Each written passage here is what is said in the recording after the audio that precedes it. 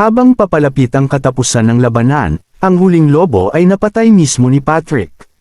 Humarap sa kapitan, nagtanong si Patrick kung iyon na ba ang lahat.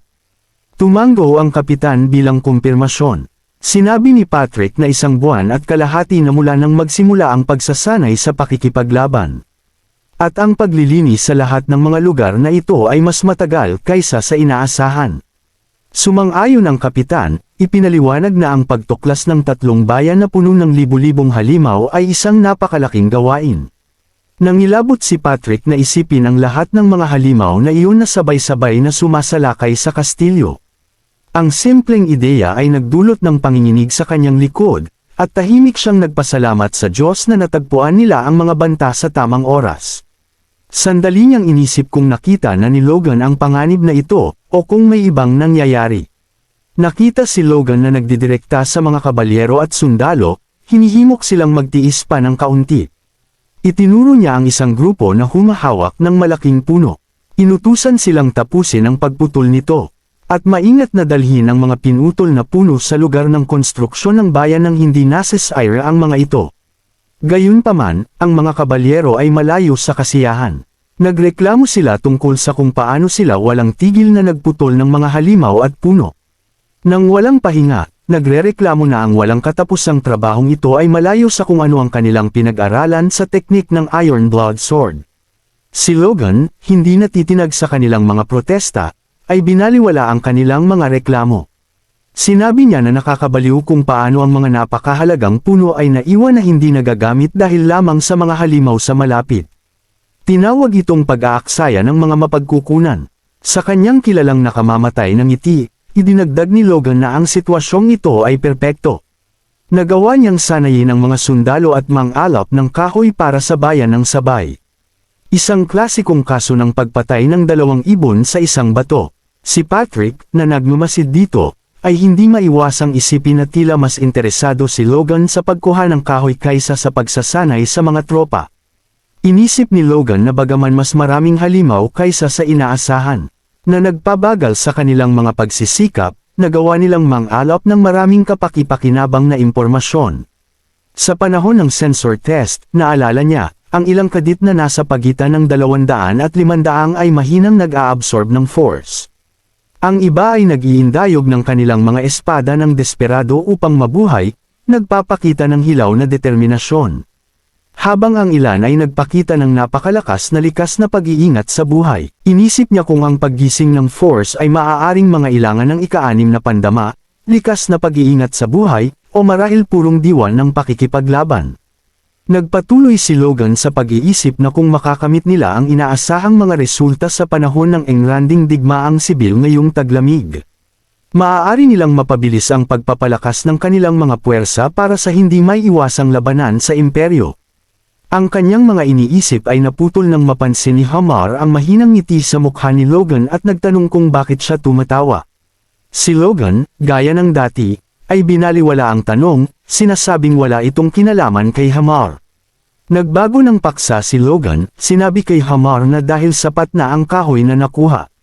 Tinanong niya kung matatapos ni Hamar ang proyekto sa oras para sa panahon ng pagtatanim. Tumango si Hamar ng may kumpiyansa at sumagot na kaya niya. Si Logan, halatang natuwa, ay nagtanong muli kung talagang sigurado siya. Dahil sa simula ay inakala niyang maaaring mahirap tapusin ang lahat sa oras. Ipinaliwanag ni Hamar na sa tulong ng mga mage, ang mataas na motibasyon ng mga manggagawa matapos ang paggawa ng dam at ang kanilang kasalukuyang supply ng pagkain. Ang gawain ay makakaya. Idinagdag niya na ang paggawa ng magkatulad na mga bahay, nang paulit-ulit, ay magpapabuti lamang sa kanilang kahusayan. Nakikinig si Logan, isang bihirang ekspresyon ng pagpapahalaga ang lumitaw sa kanyang mukha. Inisip niya sa kanyang sarili kung palaging maaasahan si Hamar. Pagkatapos ay tahimik na naisip ang bakasyon para sa bagong natuklasang pagiging maaasahan na ito. Ngunit nang tila umabot na sa pinakamataas na antas ang kumpiyansa ni Hamar. Ibinato ni Logan ang isang curveball, ipinaalala sa kanya ang isa pang gawain. Ang Magic Tower na kailangan ding itayo sa gitna ng bayan. Samantala, nagbitiw ng spell si Clayton, nagpatawag ng isang kahangahangang pader ng lupa na tumaas ng tuloy-tuloy mula sa lupa. Ang mga manggagawa sa tabi niya ay nanunood ng may pagkamangha. Napansin ang kanilang reaksyon, hinimok sila ni Clayton na tumigil sa pagtitig at simulan ang pagtitipon ng lupa gaya ng plano. Mabilis na bumalik ang mga manggagawa sa kanilang trabaho. Habang nagpapatuloy sila, lumapit si Logan kay Clayton. Nagpapasalamat muli sa kanya sa pagtugon sa kanyang tila hindi makatwirang mga kahilingan. Kinilala ni Logan na ang paggawa ng Magic Tower sa isang bagong bayan. Sa halip na sa matatag na lungsod, ay maaaring hindi maging perpekto. Gayunpaman, binaliwala ni Clayton ang alalahanin, sinasabing pinupuri siya ni Logan. Itinuro niya na sa pangako ni Logan ng taunang suporta ng malaking pondo na 10 milyong ginto. Hindi mahalaga kung ang lugar ay nasa isang lungsod o isang bayan. Idinagdag ni Clayton na, isinasaalang-alang ang laki ng McLean. Mas malaki pa ito kaysa sa maraming lungsod sa kaharian. At ang katotohanan ito ay nagpapasaya sa kanya. Ang kanyang sigasig ay nagdulot ng isang bihirang ngiti sa mukha ni Logan. Nagpatuloy si Clayton sa pagpapaliwanag na kung ang lahat ay magpapatuloy gaya ng plano. Ang bayang ito ay magiging sentrong hub ng buong teritoryo. Malalampasan pa ang ari-arian ng McLean at ang ari-arian ng Tesran sa kahalagahan. Sinimulan niyang imungkahi na ang paggawa ng kastilyo sa gitna ng napakaraming bukas na kapatagan ay maaaring hindi ang pinakamahusay na ideya, pero pinutol siya ni Logan. Tinanong ni Logan kung kinakailangan ba talaga ng kastilyo. Sinasabing ang tanging layunin niya ay gawing maginhawang lugar ang bayan para sa mga tao na magsaka at mamuhay ng payapa. Sapat na iyon para sa kanya. Inisip ni Clayton na banggitin na ang malaking bayan tulad nito ay maaaring makaakit ng maraming tao, na posibleng magpataas ng panganib ng rebelyon. Ngunit bago pa niya ito masabi, binaliwala ni Logan ang ideya, sinasabing hindi magiging problema ang rebelyon basta't hindi inaabuso ang mga tao. Nang marinig ito, natigilan si Clayton sandali. Namangha siya sa pananaw ni Logan, sinasabing ang McLean ay tunay na teritoryo para sa mga tao. Pinamumunuan ng isang noble na tumatangging abusuhin ang kanyang mga manggagawa. Nakangising malapad, sumigaw ng madamdamin si Clayton, bumoto para sa kandidato numero 0, Sir Logan McLean. Tumawa siya, sinasabing anuman ang mangyari, kay Logan ang kanyang boto. Nalito si Logan sa biglaang pagsabog ni Clayton, hindi maintindihan ang ibig niyang sabihin. Pagkatapos ay tinanong ni Clayton kung sigurado si Logan na sapat na ang mga pader na gawa sa lupa, at kung ano ang mangyayari kung lusubin ang lugar na ito.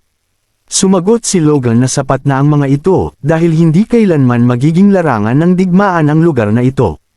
Dahil hindi niya ito hahayaang mangyari. Tutal, plano niyang lusubin ang iba bago mangyari iyon. Nakatingala kay Logan, sinabi ni Clayton na talagang nagmamalasakit siya sa kanyang mga tao. At sumagot si Logan na wala ito kumpara sa pagmamalasakit ni Clayton sa kanyang mga disipulo. Sa katahimikan ng gabi, nakatayo si Logan sa kakahuyan, mahigpit na hawak ang kanyang espada sa kakaibang tindig. Mahigpit na hawak ng kanyang kanang kamay ang hawakan, habang ang talam ay nakatayo ng patayo, nakahanay sa kanyang baba, at sinusuportahan ng kanyang kaliwang kamay ang ilalim ng talam. Bigla, sa isang pagsabog ng enerhiya, sumugod siya pasulong ng may napakalaking puwersa. Isang nagliliwanag na sinag ng liwanag ang lumabas mula sa espada, tumatagos sa kadiliman. Ilang sandali ang lumipas, sumabog ang sinag, nagliliwanag sa kalangitan sa gabi sa isang nakasisilaw na kidlat. Habang nawawala ang liwanag, malinaw na layunin ni Logan na basagin ang isang malaking bato. Bagaman hindi sapat ang lakas ng atake para ganap na mabasag ito, ipinapakita ng ekspresyon ni Logan ang kasiyahan. Sinuri niya ang mga resulta, at napansin na hindi lang tumagos ang sinag sa bato, nagpatuloy ito sa mga puno sa likod nito. Nakatingin sa kanyang espada, bumulong si Logan sa kanyang sarili tungkol sa teknik na ginawa niya. Ito ang ikalawang porma ng Divine Sword Secrets, ang Killer Iron Slash, isang maliit ngunit mapaminsalang atake na kayang tumagos kahit sa bakal. Habang hawak pa rin ang kanyang espada, at ang mga alingaw ng kanyang atake ay kumukupas sa gabi. Naisip ni Logan na ang teritoryo ay patuloy na umuunlad, ang progreso ay hindi may kakaila. Ngunit para sa kanya, isang layunin ang nananatiling pinakamahalaga. Kailangan niyang lumakas. Makalipas ang 2 buwan, kumpleto na ang konstruksyon ng nayon. Nagsimulang lumipat ang mga pamilya, at ang mga bahay, na ginawa ng may pag-iingat at katumpakan, ay mukhang kahanga-hanga. Hindi nagtagal, dumating ang unang bahagi ng tag-init, nagdadala ng pakiramdam ng kasiglahan sa bagong tayong pamayanan. Sa kanyang silid, nakaupo si Logan kasama si Dwayne, pinag-uusapan ang progreso ng bayan. Iniulat ni Dwayne na maayos ang pagkakagawa ng bayan. Ngunit napansin ang kakulangan ng lakas tao dahil sa malawak na laki ng lupa. Tiniyak siya ni Logan, binabanggit na patuloy na dumarating ang mga refugee matapos marinig ang mga tsismis tungkol sa maunlad na bayan. Inutusan niya si Dwayne na tanggapin ang lahat ng bagong dating para matugunan ang kakulangan sa trabaho. Pagkatapos ay nagtanong si Logan tungkol kay Hamar, at ipinaalam ni Dwayne sa kanya na walang balita dahil nagbabakasyon pa rin si Hamar. Idinagdag niya na ang bakasyong ito ay mahaba, na nagpapahiwatig na matatagalan bago bumalik si Hamar. Sandaling nagtaka si Logan kung binigyan niya si Hamar ng labis na bakasyon. Ngunit mabilis na binaliwala ang pag-iisip na ito.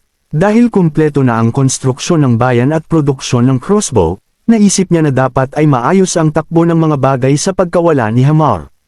Nag-aalangan si Dwayne bago nagtanong tungkol sa isang chismis na narinig niya, na nakatanggap si Hamar ng malaking dami ng mithril bago umalis. Kinumpirma ito ni Logan, ipinapaliwanag na ibinigay niya ang mithril kay Hamar para makapag-eksperimento ang dwarf sa kanyang bakasyon at makagawa ng mga bagong sandata para sa mga kabalyero. Itinaas ni Dwayne ang kanyang kilay at sinabing hindi ito masyadong mukhang bakasyon. Sumagot si Logan ng may alang-inang ngiti, nangangatwiran na ang paghawak ng mga bihirang metal ay pangarap para sa mga dwarf at dapat ay tuwang-tuwa si Hamar sa pagkakataon. Si Dwayne, hindi kumbinsido, ay nanatiling nag-aalinlangan ngunit hindi na pinilit ang usapin. Sa isang masayang tango, naisip ni Logan na kumpleto na ang pamayanan ng bayan, kontrolado ang pagbabawi ng lupa, at isang alalahanin na lang ang natitira para tugunan. Sa ibang lugar, nagngangalit sa galit si Viscount Max Peretta, hinahampas ang kanyang kamay sa mesa. Ang dahilan ng kanyang galit, matagumpay na na-cultivate ng mga McLean ang ilang na lupa. Hinamak niya ang ideya, sinasabing ang ilang na lupa tulad niyon ay hindi posibleng malinang. Ipinaliwanag ng vassal na kumakalat ang mga chismis tungkol sa pinagmulan ng kanilang kayamanan. Sinasabi ng ilan na ang unang batang master ng mga McLean ay kumita ng malaki sa pamamagitan ng negosyo. Sinasabi ng iba na nakadiscover siya ng minahan ng ginto, at may usap-usapan patungkol sa pag-ulan ng pera mula sa langit. Binaliwala ng Viscount ang chismis, inuutusan ang kanyang vassal na tumutok sa mga mapapatunayang katotohanan. Pagkatapos ay nagtanong siya tungkol sa potensyal na ani mula sa nabuoang lupa. Tinansya ng vassal ng konserbatibo na makakagawa ito ng hindi bababa sa doble ng ani ng kanilang sariling teritoryo. Ang balitang ito ay nagpapakulo lamang ng galit ng Viscount, habang napagtanto niya na hindi nila kayang maupo lang habang ang isang kalapit na teritoryo ay lumalago sa kayamanan at kapangyarihan. Diretsahang tinanong ng Viscount ang kanyang vassal kung maaari silang gumawa ng dahilan para lusubin ang teritoryo ng McLean. Nag-alangan ang vassal, pagkatapos ay iminungkahi na maaaring hindi na kailangang gumawa ng anuman. Ibinunyag niya na ang ilang tao mula sa kanilang teritoryo ay tumakas sa bayan ng McLean, at maaari nilang gamitin ito bilang dahilan para makapasok. Iminungkahi niya na ang kinan nila ang nabuoang lupa o ang lupang nabawi ng Viscount. Gayunpaman, inamin ng vassal ang isang potensyal na isyu na agad na natukoy ng Viscount. Masyadong mapanganib na kumilos ng mag-isa. Ang pangunahing hadlang ay isang lalaking nagngangalang Soto Silvan. Sa pagkilala nito, ang Viscount ay bumuo ng isang plano. Inutusan niya ang kanyang vassal na kontakan ang Sylvain Viscounti, na binabanggit na maaaring tumakas din ang kanilang mga tao dahil sa parehong mataas na buwis. Sa pamamagitan ng pagsasanib ng kanilang mga puwersa, matatalo ng dalawang teritoryo ang McLean. Ang vassal, humanga, ay lumuhad sa harap ng Viscount at pinuri ang kanyang karunungan. Na nagdedeklara nito bilang isang matalino at estratehikong plano.